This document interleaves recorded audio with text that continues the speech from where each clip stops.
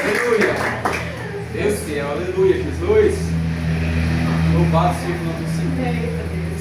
Aleluia, glória a Deus. Glória a Deus, Jesus. Quero saudar meus irmãos com a paz do Senhor. Amém. Aleluia, glória a Deus. Meus irmãos, essa situação que está acontecendo, né, me fez lembrar de uma história. Que uma vez um irmão me contou que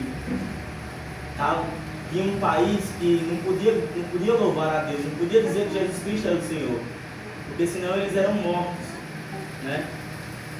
Hoje, graças a Deus, a gente tem esse privilégio aqui de estar adorando a Deus com microfone ou sem microfone. A gente pode dizer que Deus é bom, né? Mas naquele país não podia. E um grupo ali de pessoas que serviam a Deus queria louvar a Deus, queria ter comunhão com Deus, queria compartilhar alguma palavra entre eles, mas não podia. E o que é que eles fizeram? Eles se reuniam em um porão, na casa de um irmão, e lá eles se reuniam lá, e lá eles louvavam a Deus. Um detalhe, o país não podia louvar a Deus, o país não podia dizer que Jesus Cristo era o Senhor. Então, eles tinham que louvar baixo, eles tinham que falar baixo, e mesmo assim a presença de Deus descia, a palavra de Deus era pregada, o Evangelho era anunciado, vidas eram salvas. Então, meus irmãos, nós não somos dependentes dessas coisas. A gente somos dependentes somente da presença de Deus. Glória a Deus, Se a presença de Deus não estiver com nós, aleluia. meus irmãos, nada nós podemos fazer. Glória Meus irmãos, a eu Aleluia. quero compartilhar uma palavra que eu venho meditando, que se encontra em Mateus 6. Acredito aqui que todos conhecem, né? Ou se não conhecem, devem conhecer. Né? Aleluia. É a oração do Pai Nosso, amém? Amém.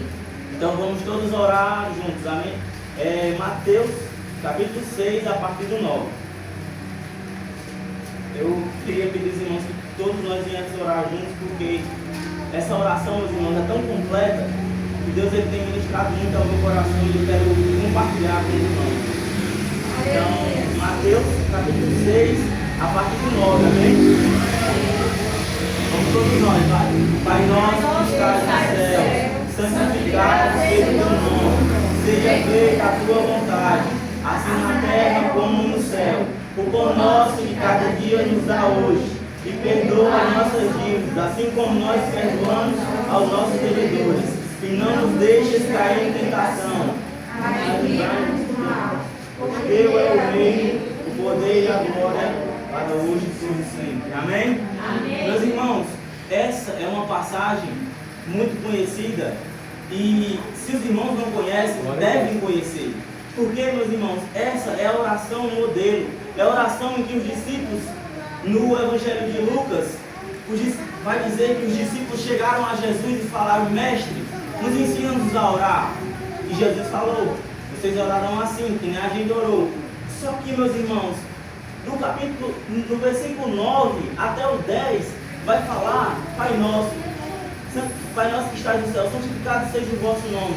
Venha a nós ao teu reino, seja feita a tua vontade, assim na terra como no céu. Aqui vai falar do céu, aqui vai falar do reino de Deus. Aleluia. Depois, no versículo 11, a Bíblia vai falar assim: o pão nosso de cada dia nos dá hoje. Então, aqui Jesus já ensinou a nós para que nós venhamos orar essa oração todo dia, que a gente venha pedir a Deus que nunca venha faltar o nosso pão de cada dia.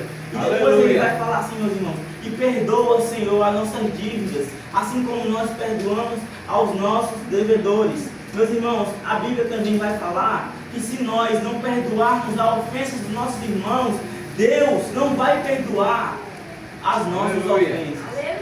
Aleluia. Ou seja, se nós não perdoarmos o que o irmão tem contra a gente, o que a gente tem contra o irmão, Deus ele não vai perdoar, meus irmãos, os nossos pecados. Aleluia. Glória. E, meu irmão, se você não fizer isso, aí você tem um problema.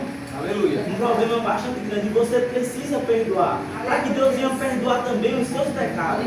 E depois, meus irmãos, Jesus vai falar assim: e Pai, e não nos deixes cair em tentação, mas livra-nos de todo mal.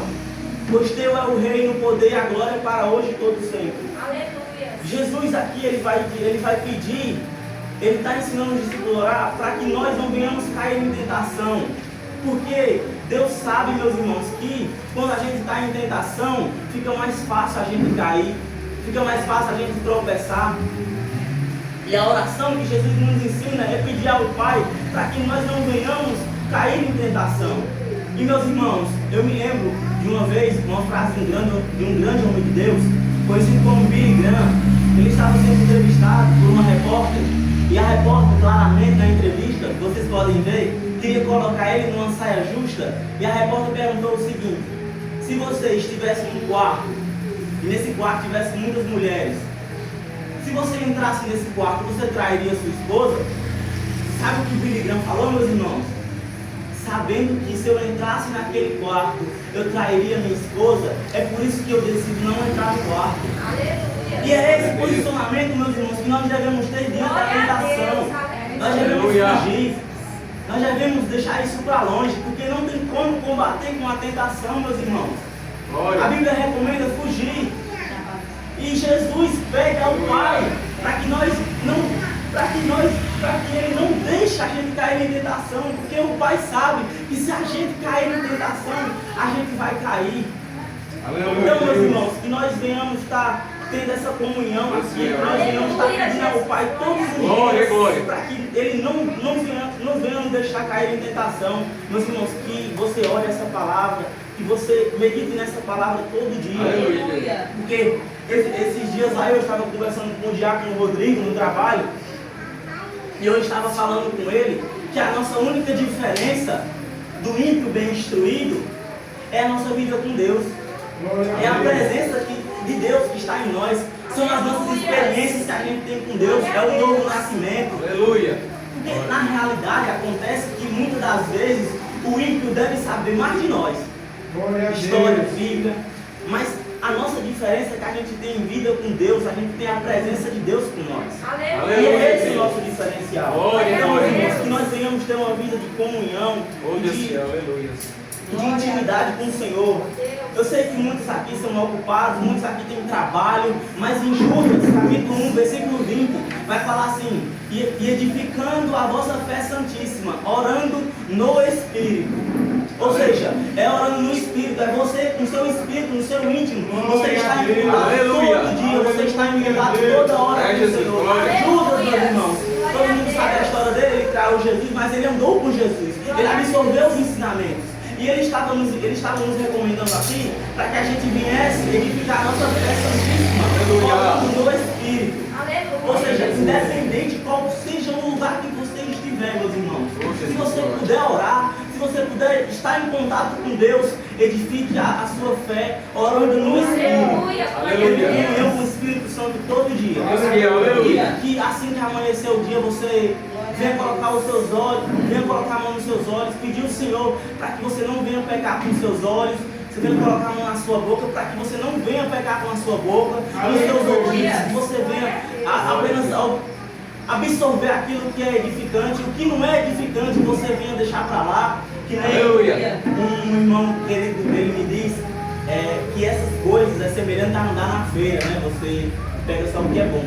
O que não é bom você deixa para lá. Que a gente venha fazer isso. Que a gente venha também aproveitar o culto de hoje, porque, meus irmãos, está sendo maravilhoso. E que a presença de Deus possa estar para sempre com nós, não só apenas hoje. Amém? Até a próxima oportunidade.